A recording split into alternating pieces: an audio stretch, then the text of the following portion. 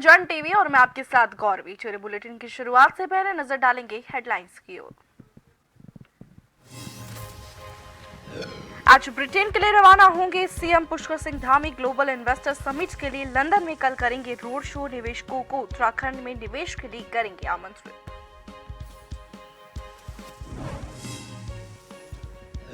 जोशीमठ में डेढ़ बाद कोर्ट के दबाव में सार्वजनिक हुई 718 पन्नों की भू धसाव की रिपोर्ट। पानी रसावल को माना गया भू धसाव का कारण। एनटीपीसी प्रोजेक्ट को क्लीन चिट। प्रवर समिति का कार्यकाल 1 महीने बढ़ा। राज्य आंदोलनकारियों को आरक्षण संबंधी विधेयक के लिए गठित है समिति। अभी तक हो पाई है एक ही बैठक।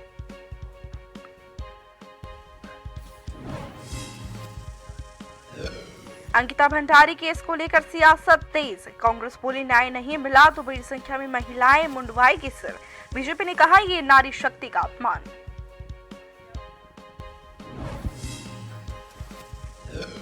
रास्ते से गायब 40 टन सीमेंट भरा ट्रक बरामद। रुड़की पुलिस ने 3 आरोपियों को किया अरेस्ट तो वहीं 5 लोग अभी पुलिस की गिरफ्त से बाहर।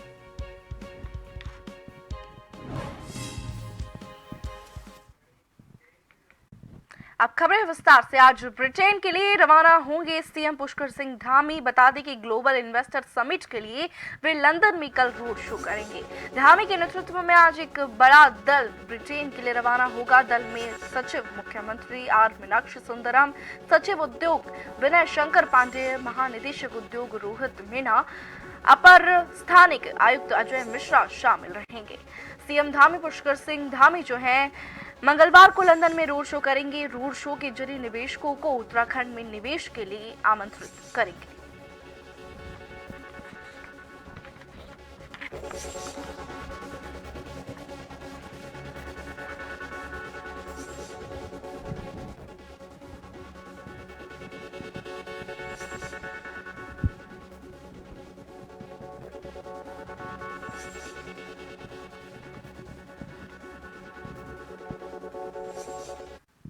और इस खबर की ज्यादा जानकारी के लिए हमारे साथ हमारे संवाददाता एहसन पंत सीधा फोन लाइन पर जुड़ चुके हैं। एहसन पंत, क्या बताएंगे? आज सीएम पुष्कर सिंह धामी ब्रिटेन के लिए रवाना होंगे और ग्लोबल इन्वेस्टर समिट के लिए वहां पर रोड शो करेंगे। क्या कुछ उनके दौरे को लेकर जानकारी सामने आ रही है?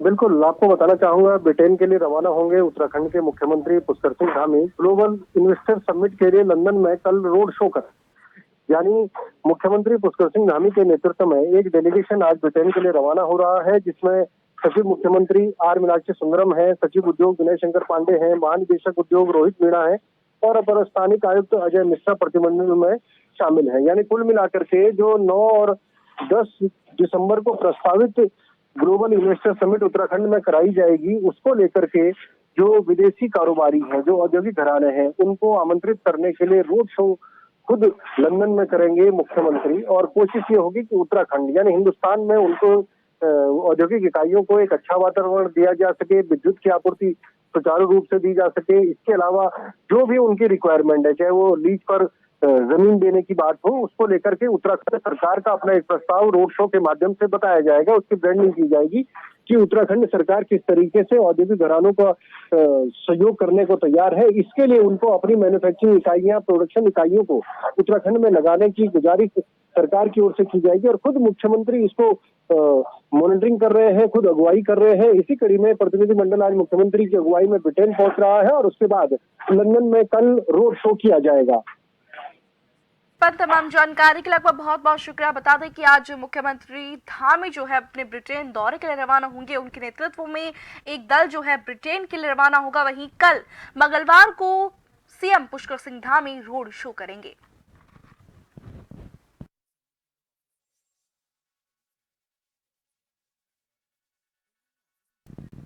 शहरी विकास मंत्री प्रेमचंद अग्रवाल ने छावनी परिषद देहरादून के द्वारा स्थापित पॉलीथीन कचरा बैंक का उद्घाटन किया। ये राजधानी देहरादून का पहला बैंक है जो कि घरों और सड़कों से प्लास्टिक कचरे को साफ करेगा। इसके साथ ही इसके जरिए लोगों को रोजगार भी मिल सकेगा। प्लास्टिक कचरा बैंक के जरिए प्लास्टिक कचरे के निस्तारण को लेकर नई शुरुआत ये की गई है। छावनी क्षेत्र में छावनी परिषद देहरादून की तरफ इसकी पहल की गई है।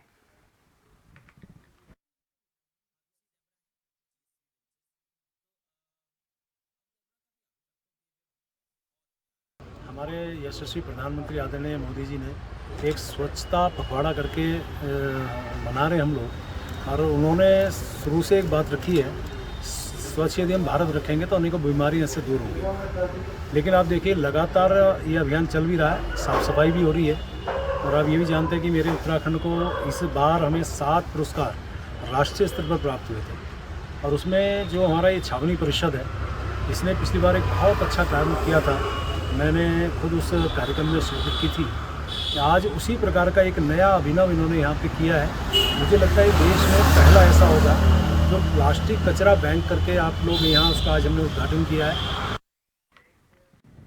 विधानसभा अध्यक्ष रितु खंडूरी भूषण ने राज्य आंदोलनकारियों को आरक्षण संबंधी विधेयक के लिए गठित प्रवर समिति का कार्यकाल 1 माह के लिए बढ़ा दिया है। बता दें कि प्रवर समिति का कार्यकाल 26 सितंबर को समाप्त हो रहा था, जिसे बढ़ा दिया गया है। बता दें कि विधानसभा के मानसून सत्र में सरकार ने राज्य निर्माण आंदोलनकारियों की सरकारी नौकरियों में आरक्षण देने के लिए विधेयक पेश किया था, लेकिन इस विधेयक को प्रवर समिति को सौंप दिया गया था।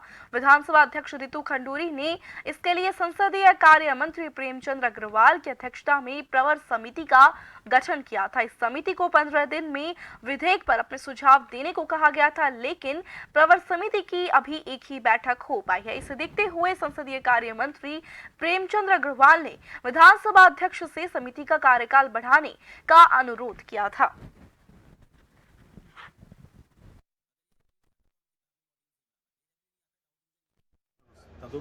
आंदोलनकारियों के क्षैतिज आरक्षण को लेकर जो प्रवर समिति मेरी अध्यक्षता में बनी थी, हमने एक बैठक उसकी की है, और चूँकि अभी अंतिम निर्णय तक हम नहीं पहुँचे हैं, तो उसके जो 15 दिन हमें मिले तो 25 सितंबर को पूरे हो रहे हैं। उस बीच रिपोर्ट जो हमें माननीय अध्यक्ष जी को देनी नहीं दे पाने की स्थिति में हमने माननीय अध्यक्ष जी से आग्रह किया, हमें उसके लिए कुछ समय और दिया जाए ताकि प्रवर समिति की वो बैठकें जो हमें अभी करनी है और अपना निर्णय ले सकें। तो माननीय अध्यक्ष जी को हमने आग्रह किया, जैसे उनका समय हमें मिलेगा फिर हम बैठक करेंगे और उस तदुपरांत रिपोर्ट माननीय अध्यक्ष जी को प्रेषित करेंगे। कांग्रेस पार्टी के पूर्व पीसीसी अध्यक्ष गणेश गौदियाल ने प्रेस वार्ता करते हुए सरकार पर जमकर निशाना साधा। उन्होंने अंकिता भंडारी को न्याय दिलाने के लिए महिला कांग्रेस की ओर से किए गए प्रदर्शन पर पीठ थपथपाई, और वहीं भाजपा के प्रदेश अध्यक्ष महेंद्र भट्ट की ओर से महिलाओं के सर मुंडवाने को लेकर उठाए गए सवालों का जवाब में उन्होंने पलटवार करते हुए कहा कि महेंद्र भट्ट को सुषमा स्वराज के उस बयान को भी याद करना चाहिए जिसमें उन्होंने प्रधानमंत्री पद की शपथ लेने जा रही सोनिया गांधी के लिए कहा था कि यदि सोनिया गांधी प्रधानमंत्री पद की शपथ लेंगे तो वह अपना सिर मुंडवा देंगी। ऐसे में सोनिया गांधी ने बड़ा दिल दिखाते हुए एक महिला की भावनाओं का आदर करते हुए प्रधानमंत्री पद की शपथ नहीं ली थी। उन्होंने कहा कि अगर अंकिता को न्याय नहीं मिला तो बड़ी संख्या में कांग्रेस के नेता और कार्यकर्ता और महिलाएं भी अपना सिर मुंडवाकर सरकार के खिलाफ विरोध दर्ज करवाएंगे।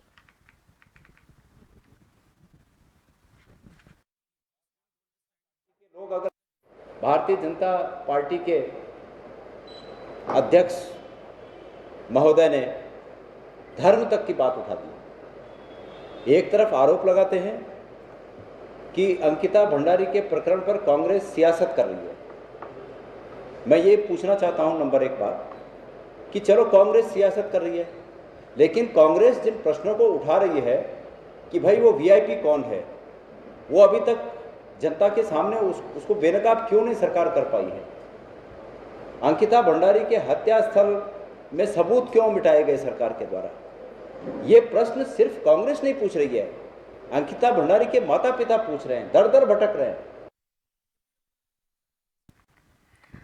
भाजपा प्रदेश अध्यक्ष कांग्रेस के पूर्व अध्यक्ष गणेश गौदियाल के बयान पर पलटवार करते हुए उन्होंने कहा कि कांग्रेस के पूर्व अध्यक्ष का स्वरचित वैदिक ज्ञान के आधार पर महिला कांग्रेस की बहनों के बाल मुंडवाने पर सफाई देना कांग्रेस के द्वारा किए गए पाप को धोने का कुप्रयास है। भट्ट ने कहा कि यत्र नार्यस्तु पूजन्ते रमते तत्र देवता में नारी सम्मान का भाव है, लेकिन चौराहे पर बहनों को केश कटवाने के लिए प्रेरित करने पर वे इस श्लोक के किस संदेश का उदाहरण दे रहे हैं। ये नारी शक्ति का अपमान है।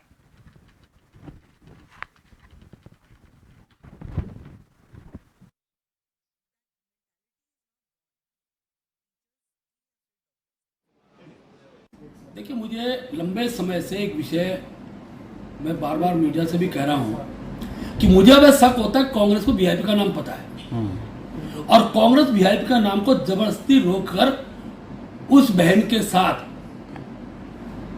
एक प्रकार से उस बहन का अपमान कर रहे हैं। कोई नाम है उनको सार्वजनिक करना चाहिए, इतनी कुब्बत होनी चाहिए। आज न्यायपालिका में मामला है, उनको नाम न्यायालय में देना चाहिए। मैं चुनौती देता हूं, वरना ही वीआईपी कहना बंद करें। इन पर कोई भी नाम इनके पास है तो देने का इनको देना चाहिए और न्यायालय उसको सुनेगा। पूर्व मुख्यमंत्री हरीश रावत रुड़की पहुंचे, जहां कार्यकर्ताओं ने उनका जोरदार स्वागत किया। इस दौरान हरीश रावत ने राज्य और केंद्र सरकार पर जमकर निशाना साधा। उन्होंने कहा कि सरकार किसानों को लेकर गंभीर नहीं है, इसलिए कई बार सरकार को जागने का प्रयास भी किया गया, लेकिन सरकार बिल्कुल भी गंभीर नहीं है। वहीं उन्होंने कहा कि हम महिला आरक्षण विधेयक का स्वागत करते हैं, लेकिन ये कांग्रेस का आइडिया था जो कि 9.5 साल के बाद धरती पर उतरा है।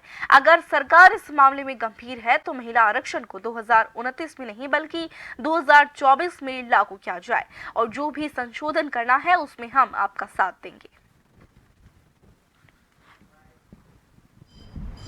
हमने हजारों किसान जुटे थे देहरादून में और हमने उसके बाद शाम को चीफ मिनिस्टर से बातचीत की और उनको जो ज्ञापन दिया है, हमने कहा है कि 1100 रुपया जो प्रति बीघा आप किसान के फसल का मुआवजा दे रहे हैं वो किसान का अपमान है और इस मुआवजे को बढ़ा करके 10,000 रुपया करिए और गन्ने का खरीद मूल्य जल्दी घोषित करिए और 450 रुपये से ज़्यादा करिए। 6 महीने का फसल चक्र का बिजली पानी का माफ़ करिए और जो कर्ज लिया है किसान ने उसका ब्याज माफ़ करिए। ब्रेक के बाद आप सभी का स्वागत है। बढ़ेंगी खबर की ओर। रुड़की के नेहरू स्टेडियम में खेलो रुड़की के तहत विभिन्न खेलों का आयोजन किया जा रहा है। वहीं उद्घाटन समारोह में आचार्य बालकृष्ण ने शिरकत की। इस दौरान उन्होंने कहा कि इस तरह के खेलों से भाईचारा और मित्रता बढ़ती है, साथ ही युवा एक दूसरे से जुड़ने की कला सीखते हैं। वहीं उन्होंने कहा कि योग का भी शारीरिक पक्ष भी खेल के साथ जुड़ा हुआ है, इसलिए उन्होंने खेलने वाला व्यक्ति मानसिक रूप से स्वस्थ रहता है, इसलिए खेल जीवन का महत्वपूर्ण अंग है जिससे व्यक्ति को कई तरह के लाभ मिलते हैं।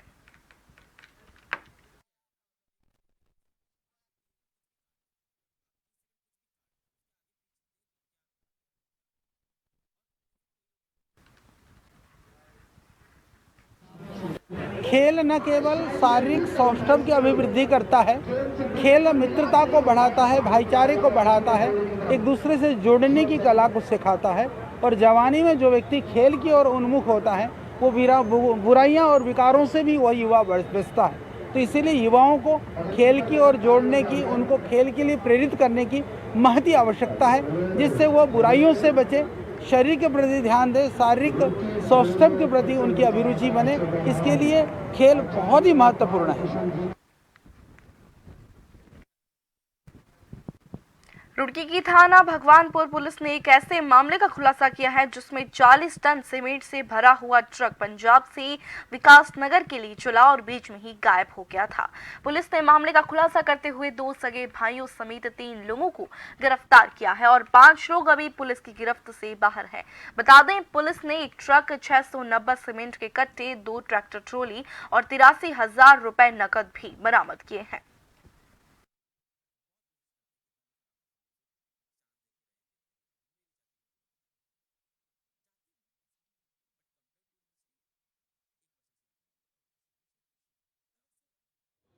कुल 3 अभियुक्त गिरफ्तार हुए हैं। सावेज उर्फ साजेब पुत्र भोलर निवासी सिकंदरपुर भैंसवाल, जावेद पुत्र भोलर निवासी सिकंदरपुर भैंसवाल और बंटी पुत्र सतीश निवासी हकीमपुर तुर्रा।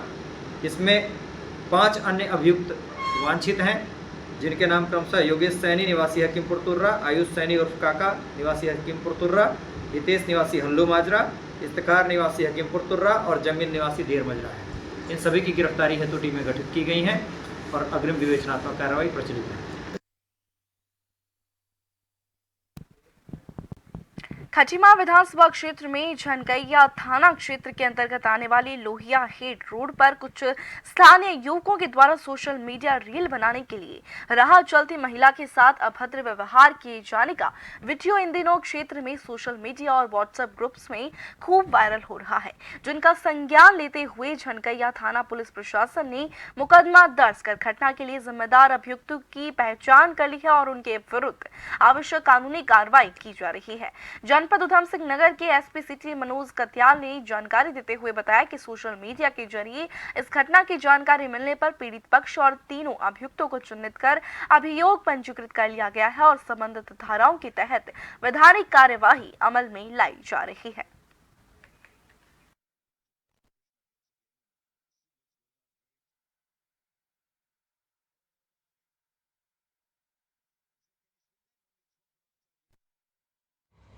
ये सोशल मीडिया के माध्यम से प्रकरण प्रकाश में आया था, फिर उसमें जो है पीड़ित और जो अभियुक्त हैं उन्हें चिन्हित किया गया और इसमें सुसंगत धाराओं में अभियोग पंजीकृत कर लिया गया है इसमें और इनके विरुद्ध कड़ी वैधानिक कार्रवाई की जा रही है।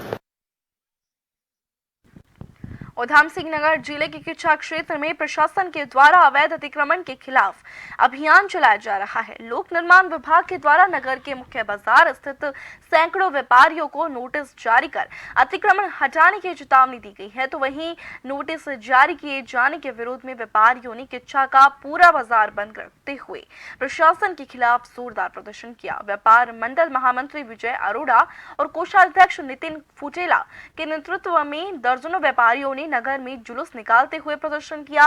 प्रांतीय उद्योग व्यापार मंडल के आह्वान पर व्यापारियों ने नारेबाजी करते हुए नगर की मुख्य सड़कों पर जोरदार जुलूस निकाला। व्यापारियों ने आरोप लगाया कि प्रशासन के द्वारा पहले भी हल्द्वानी मार्ग में अतिक्रमण के नाम पर 200 व्यापारियों को उजाड़ने का काम किया गया है। उन्होंने कहा कि अब नगर को मुख्य बाजार को प्रशासन उजाड़ने की कोशिश कर रहा है और साथ ही चेतावनी देते हुए कहा कि अगर प्रशासन के द्वारा अतिक्रमण के नाम पर व्यापारियों पर कार्रवाई की गई तो व्यापारियों के द्वारा उग्र आंदोलन किया जाएगा।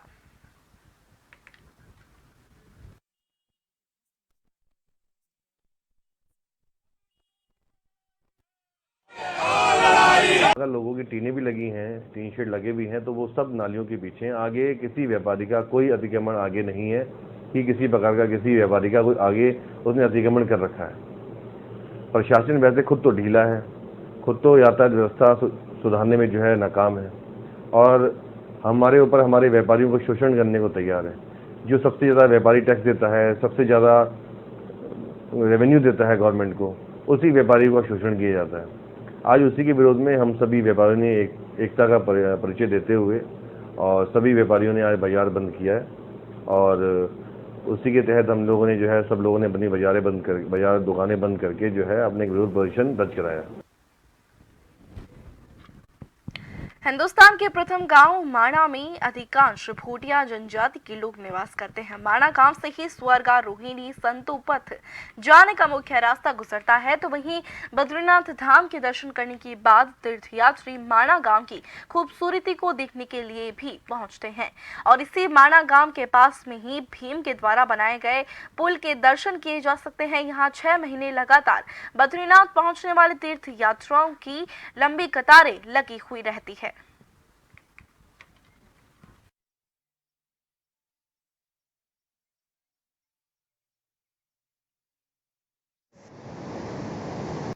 इस वक्त हम लोग मौजूद हैं हिंदुस्तान की प्रथम जगह माणा गांव।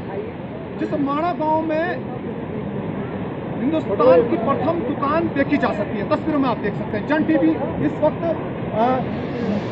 माणा गांव में मौजूद है। आप देख सकते हैं ये हिंदुस्तान की प्रथम दुकान कहा जा सकता है। ये देख सकते हैं हिंदुस्तान की प्रथम दुकान का नज़ारा आप जन टीवी के माध्यम से देख सकते हैं। और बड़ी बात तो यह है कि जहां पर इस वक्त जन टीवी मौजूद है उस जगह पर आप एक चमत्कार और एक रहस्यमयी चीजें भी देख सकते हैं। ये सामने ये देख सकते हैं आप तस्वीरों में एक्सक्लूसिव तस्वीरें इस वक्त जन टीवी ग्राउंड जीरो से दिखाने वाला ये देख सकते हैं। यहाँ पर भीम पुल कहा जाता है इस जगह को। इस भीम पुल को देख सकते हैं पूरी तरह से दिखाएं। मैं कैमरामैन साथी से जरा गुजारिश करूंगा कि इस नज़ारे को अपने कैमरे में पूरी तरह से कैद करें। ये भीम पुल है, यहीं से पांडव स्वर्गारोहिणी सतोपंथ की यात्रा के लिए निकले थे और जब इस जगह से रास्ता नहीं मिला तो भीम द्वारा इस पुल को बनाया गया था, जो आप तस्वीरों में देख सकते हैं। नीचे पिकराल नदी देख सकते हैं आप तस्वीरों में, किस तरीके से ये नदी बह रही है। और आज भी यहाँ पर पांडवों के कई सपूत देखे जा सकते हैं। बड़ी खबर है ये इस वक्त की, मैं आपको दिखा सकता हूँ अपने जन टीवी के माध्यम से। यहाँ पर एक भव्य मंदिर का निर्माण कार्य भी किया जा रहा है, आप देख सकते हैं। नीचे आप देख सकते हैं यहाँ पर पांडवों के द्वारा बनाया गया मंदिर, पांडवों के द्वारा बनाया गया रास्ता और तमाम दुकानें यहाँ पर लोगों ने यहाँ पर दुकानें सजाई गई है। वो हिंदुस्तान की अंतिम दुकान और प्रथम दुकान भी कहा जाएगा। ये आपको मैं एक चीज और रहस्य चीजें दिखाने और वाला हूँ, ये देख सकते हैं यहाँ पर आप देख सकते हैं माँ सरस्वती विद्यमान है, ये देख सकते हैं। इस सरस्वती माता के दर्शन कहा जाता है कि माँ सरस्वती के दर्शन इस जगह पर करने से उसके मन चाहे उसको वरदान मिलता है। ये देख सकते हैं यहाँ पर किस तरीके से श्रद्धालुओं की भीड़ लगी हुई है, आप देख सकते हैं तस्वीरों में।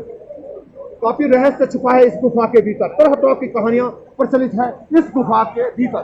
आज भी यहाँ पर कई रहस्य यहाँ पर देखे जा सकते हैं। यहाँ पर देख सकते हैं भीम के द्वारा किस तरीके से ये पुल बनाया गया है, पूरी तरह से दिखाएं। ये देख सकते हैं, ये आप देख सकते हैं भीम द्वारा बनाया गया पुल।